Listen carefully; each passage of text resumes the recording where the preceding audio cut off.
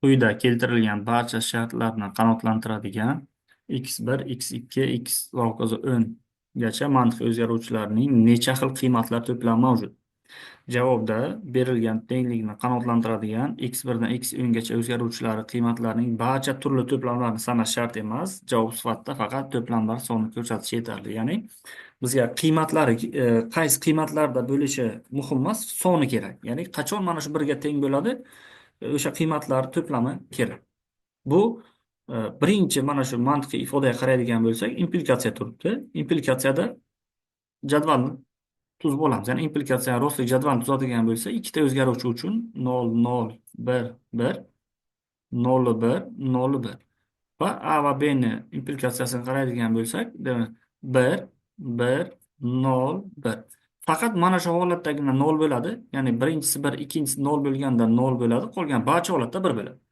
Endi bu 1 bo'lishi uchun mana shu 3 ta holatdan birda bo'lish kerak. 0, 0, 0, 1, 1, 1 bo'lish kerak.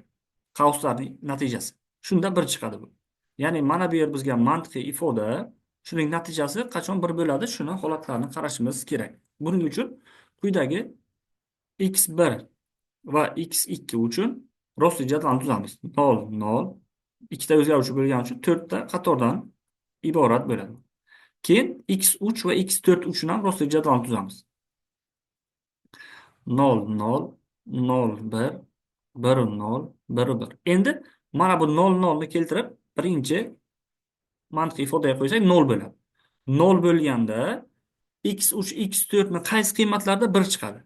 0 bo'lganda bu qanday natija bo'lishidan qat'iy nazar implikatsiya xossasiga asosan 1 bo'ladi.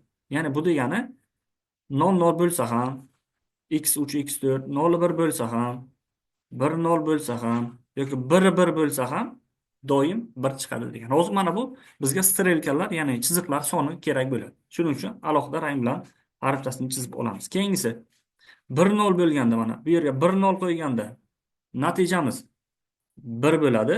Endi 1 implikatsiya birinchisi 1 bo'lganda qachon bu 1 bo'ladi?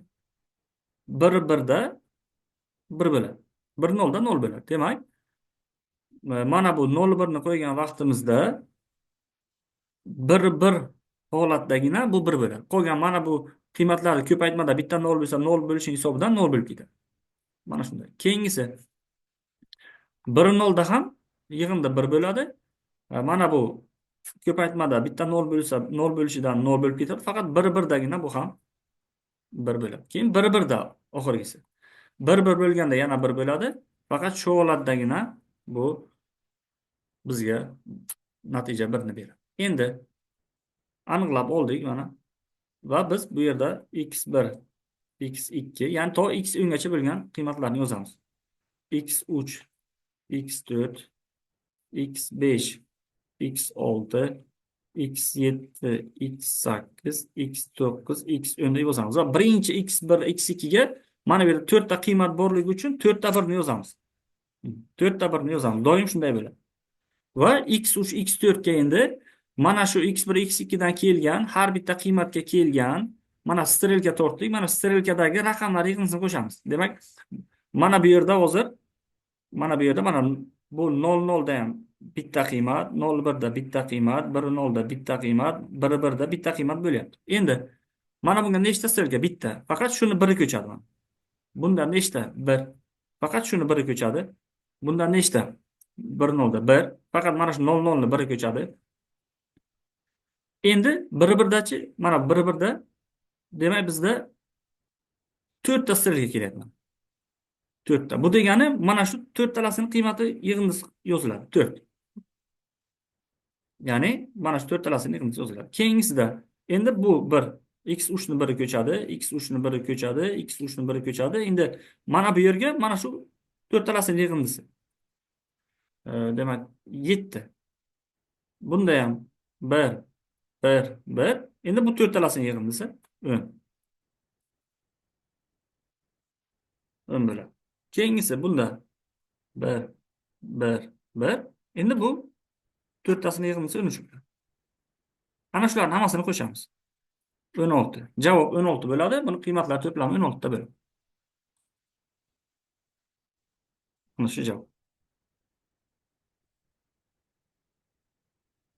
Navbatdagi savolimiz: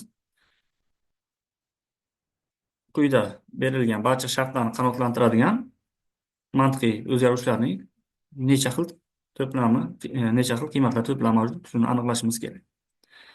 Bu yerda ham birinchi x1 va x2 uchun va x3 va x4lar uchun rostli jadvalni tuzib olamiz. 0, 0, 0, 1, 1, 0, 1, 1, 0, 0, 0, 1, 1, 0, 1, 1. Va bu yerga 0, 0 qo'ygan vaqtimizda bu 1 bo'ladi. Implikatsiya xossasiga asosan bu tomon 0 bo'lmasligi kerak 1 chiqishi uchun. Ya'ni 0, 0 qo'ygan vaqtimizda 0, 0 qo'ygan vaqtimizda bizda mana bu qiymatda, ya'ni 0, 1 ni qo'yganda 1 bo'lsa bo'ladi. 0, 0 da bunda bo'ladi va mana bunda bo'ladi. Ya'ni 0, 0 qo'yganda bu 1 bo'ladi.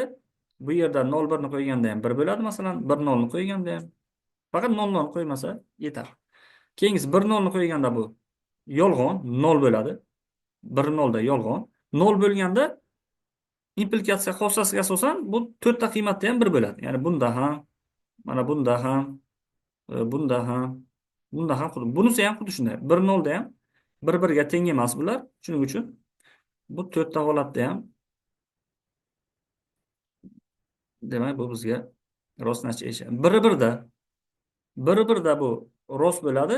Endi bu tomon 0 bo'lmasligi kerak. Ya'ni bu mana bu 3 tada bo'ladi. Mana shu 3 ta holatda demak bizga to'g'ri bo'ladi. 1 bo'ladi. Endi x1 dan x8 gacha bo'lgan o'zgaruvchilarni quyidagicha yozib olamiz. x3, x4, x5, x6, x7, x8 deb olamiz va birinchi mana bu x1, x2 ga 4 ta qiymat mavjudligi uchun 4 ta 1 yozamiz va x3, x4 ga endi mana bu 0, 0 ga nechta mana bu qiymatlardan kelyapti. Demak, bu yerga bizga hozir ikkita mana yo'nalish strelkasi keldi. Mana ikkita keldi. Bu degani qaysi? Mana 0, 0, 1 dan va 1, 1 dan kelgan. Mana 0, 1 dan va 1, 1 dan kelgan sonlar yig'indisi 2 ga teng. Keyingisi qolganlariga 4 tadan, har biriga 4 tadan kelgan. Bu degani har 4 tasini yig'indisi degani. 4, 4, 4. Mana. Keyingi x5, x6 uchun ham mana ikkitasini yig'indisi, mana bularning yig'indisi keladi. Ya'ni mana buni yig'indisi bizga hozir mana bu yerga kelyapti. Endi bularning yig'indisi bu yerga keladi, 8. Qolgan 3 tasida hammasining yig'indisi. Ya'ni shular 12, 14 bo'ladi. 14, 14, 14. Keyingi mana x7, x8 uchun bularning yig'indisi 28 va hammasining yig'indisi. Ya'ni bu bizda bo'ladi 42, 50 bo'ladi. 3 ta 50 bo'ladi. Ana shularning jami yig'indisi barcha to'plamlar turi bo'ladi. 178 bo'ladi javob. Quyida keltirilgan barcha shartlarni qanoatlantiradigan mantiqiy o'zgaruvchilarning necha xil qiymatlar to'plami mavjud? Bu yerda biz yuqoridagi savollardan farqi x1, x2, x3, x4 edi yuqorida.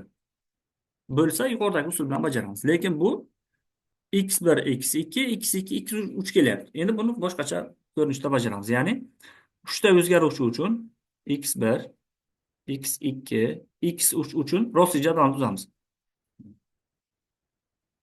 Ya'ni bular 8 ta qiymatdan iborat bo'ladi. 0, 1, 1, 100 keyingisi 101, 110 va 111. Endi birinchi qavsni bajaramiz. x1 3 ta tenglik degani ekvivalensiya. Aynan 1-1 tengmi degani. 1-1 teng bo'lgan mana bu ikkita ustundagi qiymatlarga 1 ekvivalensiya xossasiga asosan teng bo'lmasa 0 qo'yib ketamiz. 1, 1. Bular teng emas. 0, 0, 0, 0, 1, 1. Keyingisi x2 bilan x3 ni ham 1-1 mana bu ikkita ustunni, ya'ni mana bu ustun bilan mana bu ustunni 1-1 tengligini tekshiramiz. 1, 0, 0, 1, 1, 0, 0, 1. Endi oxirgi implikatsiya, ikkita qavsning implikatsiyasi. Ya'ni mana shu ikkita qavs implikatsiyasi. Implikatsiyada 1 0 dan 0 bo'ladi, qolgan barcha holatda 1 bo'ladi. 0, bir. Bunda ham bir, bir, bir, nol, bir. Endi bizga bir chiqdi mana. Natija bir chiqqan. Demak, oxirdagi nol chiqqanlari bizga kerak emas. Mana bular kerak emas. Mana bu nol chiqdi va mana bu nol chiqdi. Bu bizga kerak emas.